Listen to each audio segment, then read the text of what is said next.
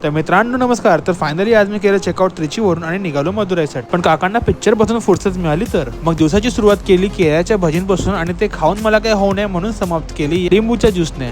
आजचा दिवस मात्र माझ्यासाठी निवांतच होता म्हणून निघता मला झाली संध्याकाळ. मग ब्रिजवरनं बघितला हा सुंदरचा सनसेट आणि त्याच वेळेला धावपळ सुरू झाली कारण आली माझी ट्रेन. मग टेन्शन नॉट, कारण तुम्हाला माहिती आहे तुमच्या भावाची स्पीड. मग पकडली आपली प्रीमियम सीट आणि सुरुवात केली प्रवासाला. आणि इतक्यात मी बघितलं कशी एक आई आपल्या मुलांची हट्ट पूर्ण करते आणि ऑब्व्हियसली ते बघून मला पुन्हा माझ्या आईची आठवण आली. आणि मग मदुराईला पोहोचतात बाहेर एका कलाकार काकाकडनं घेतली मी एक चाय आणि मग ऑटोवाल्याशी भांडून पोहोचलो मी हॉटेलवर.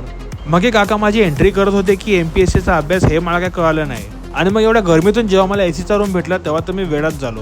म्हटलो आजच्या दिवसात पैसे नाही कमवलं तर काय झालं, ऍटलीस्ट शरीर थोडं कमवावं. पहिलं मी मारलं डिप्सचं कॉम्बिनेशन, मग मारलं थोडे सूर्यनमस्कार आणि मग डिप्स आणि सूर्यनमस्कार दोन्ही मारले. आणि मग तोच रोजचा प्युअर टी शर्ट घालून मी निघालो जेवायला. मग डोसा खाऊन मला काही खास मजा नाही आली म्हणून मी गेलो आर्य भवन मध्ये, म्हटलो मिठाई खावी. मग कलर मध्ये भेदभाव का करायचे म्हणून मी दोन्ही गुलाबजामुन घेतले. आणि मग अशा तऱ्हे मी आजचा दिवस इकडेच संपवतो. भेटू उद्याच्या ब्लॉग मध्ये. Okay bye.